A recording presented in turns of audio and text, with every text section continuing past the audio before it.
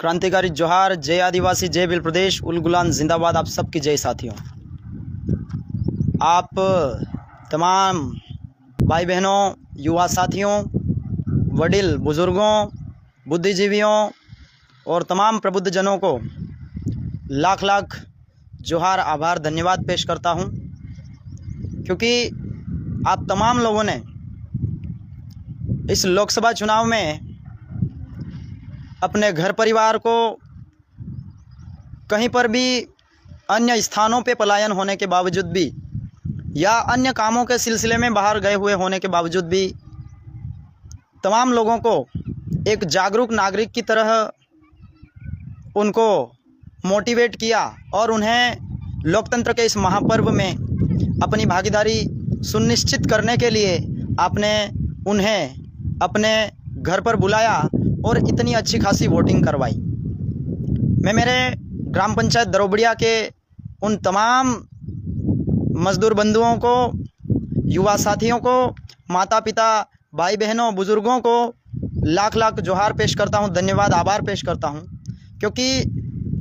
हमारे इस इलाके में पानी की बहुत बड़ी समस्या होने के बावजूद वे लोग पलायन पे रहते हैं। उसके बावजूद भी हमारे छोटे छोटे प्रयासों से वे लोग जागरूक होकर के वापस अपने काम धंधे मजदूरी को छोड़ करके घर पे आए और उन्होंने वोटिंग की। हमें उम्मीद नहीं थी कि 60% से ज़्यादा वोटिंग होगी, लेकिन इसके बावजूद भी बहुत सारे लोग अपने पैसे से, अपने खर्चे से, अपने काम धंधे को छोड़ करके वोटिंग करने के लिए आए और उन्होंने लगभग हमारे बद्दूपाड़ा बूथ में 80.68% तक वोटिंग करवाई। बहुत ही अच्छा लगा। मुझे लग रहा था कि 60 से 65% के बीच में रहेगी वोटिंग, लेकिन इतनी अच्छी वोटिंग करवाई। उसके अलावा भी जो हमारे दरोबड़िया पंचायत का जो पथफला जो पोलिंग स्टेशन है, बूथ है, वहाँ पर भी लगभग 78% वोटिंग हुई। माने कि टोटल वोटर्स 1279 थे, उनमें से 985 वोटिंग हुई और हमारे बद्दूपाड़ा में टोटल वोटर्स 704 थे, उसमें से 568 वोटिंग हुई। तो इतनी अच्छी खासी वोटिंग हुई, इसके लिए मैं मेरे ग्राम पंचायत वासियों को तहे दिल से लाख लाख जोहार, धन्यवाद, आभार पेश करता हूं। बिना खर्चे के, बिना किसी स्वार्थ के आपने समाज के नाम से, अपने सुरक्षा के नाम पे, अपने विकास के नाम पे, अपने बच्चों के भविष्य के नाम पे आपने वोट किया। इसके लिए मैं आपको सभी को सैल्यूट करता हूं। और साथ ही साथ जितने भी अन्य पंचायतों के साथी हैं, इस लोकसभा क्षेत्र के जितने भी लोग हैं, जितने भी साथी हैं, उन्हें भी मैं लाख लाख जोहार, आभार व्यक्त करता हूं, क्योंकि आप तमाम लोगों ने एक सैनिक की भांति मुस्तैद होकर के इस लोकसभा चुनाव में अपनी भूमिका, भागीदारी निभाई है और बहुत ही अच्छे, पूरे ही राजस्थान में सेकंड नंबर वोटिंग करा करके आपने एक नया कीर्तिमान रचा है। तो बहुत बहुत आभार आप तमाम लोगों को जिन्होंने इस चुनाव में, इस लोकसभा चुनाव में प्रत्यक्ष और अप्रत्यक्ष रूप से अपनी भूमिका निभाई है। आप तमाम लोगों को एक बार पुनः बहुत बहुत आभार, इनकलाब जिंदाबाद पेश करता हूं और उम्मीद करता हूं आगे भी आप इसी तरीके से एक जागरूक व्यक्ति की भांति, एक जागरूक नागरिक की भांति अपनी भूमिका निरंतर निभाते रहेंगे और तमाम प्रकार के कार्यक्रम जिनसे हमारे आदिवासी समाज और मानव समाज के हित में जितने भी निर्णय लिए जाते हैं, ऐसे कार्यक्रमों में, ऐसे कार्यक्रम जिनसे हमारे तमाम जीवों की भविष्य तय होता है, ऐसे कार्यक्रमों में अपनी भागीदारी बनाते रहें, देते रहें, ऐसी मैं आपसे उम्मीद करता हूं, अपेक्षा करता हूं। और उन लोगों को भी मैं कह देना चाहता हूं जो अभी भी इतना कुछ होने के बावजूद भी, जो अभी भी विरोधी पार्टियों के या फिर अपने स्वार्थ के लिए उन पार्टियों के पूरी तरीके से पिट्ठू बने हुए हैं, गुलाम बने हुए हैं, उनसे भी मैं कह देना चाहता हूं कि वक्त रहते सुधर जाइए, संभल जाइए, क्योंकि ये वक्त एक क्रांतिकारी समय है जिसमें लोग,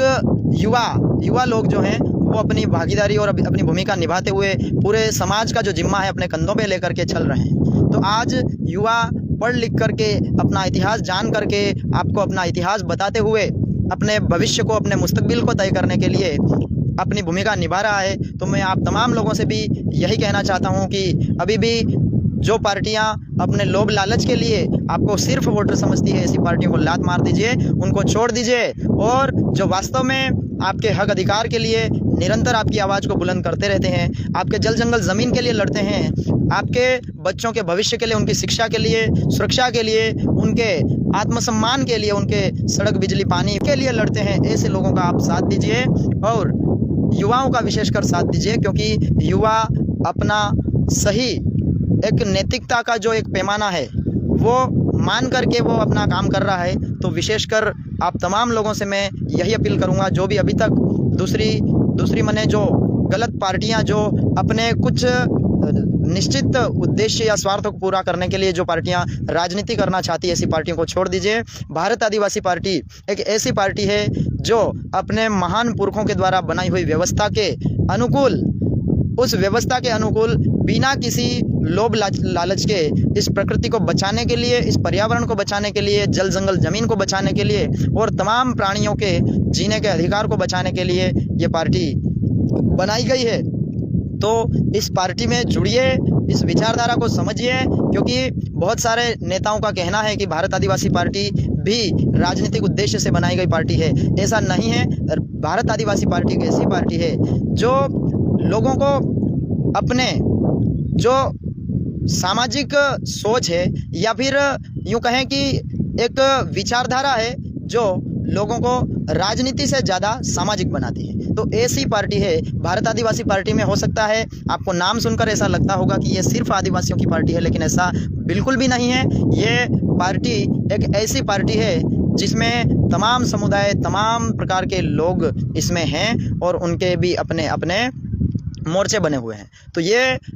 भ्रम हो अगर दिमाग में तो निकाल दीजिए ऐसा भ्रम, क्योंकि ये पार्टी मानव समाज और जितने भी प्राणी जगत है, पर्यावरण है, प्रकृति है, उसको बचाने के उद्देश्य से ये पार्टी बनाई गई है। तो इसमें आपका स्वागत है। और अगर कोई व्यक्ति सीधे पार्टियों से जुड़ना पसंद नहीं करता है तो आदिवासी परिवार की ऐसी ऑफशूट विंग्स हैं, ऐसी सामाजिक विंगें हैं, उसमें भी आप जुड़ करके अपना योगदान दे सकते हैं, अपनी भूमिका निभा सकते हैं। तो साथियों, इसी प्रकार में एक और बात आपसे कहना चाहता हूँ कि बहुत सारे लोगों को लगता होगा कि राजकुमार जी के जीत जाने से हम बहुत कुछ बदल लेंगे, लेकिन अगर मैं ये कहना चाहता हूँ कि अगर हमें बड़े स्तर का बदलाव करना है तो ऐसे ऐसे अनेकों राजकुमार हमें खड़े करने पड़ेंगे, तब जाकर के हम हमारे मुस्तकबिल को तय कर पाएंगे, हम मानव समाज में भाईचारा बना पाएंगे, भाईचारे को कायम रख पाएंगे। और जितने भी धार्मिक उन्माद होते हैं, जितने भी राजनीतिक उद्देश्य से प्रेरित जो जितने भी कारनामे होते हैं, जो करतूतें होती है, उन सबको ख़त्म कर पाएंगे। इसलिए आप तमाम लोगों से एक बार पुनः अपील करता हूं, अभी भी देश में बहुत सारी जगह चुनाव बाकी है। आप अपने ऐसे नेता को चयन कीजिए जो वास्तव में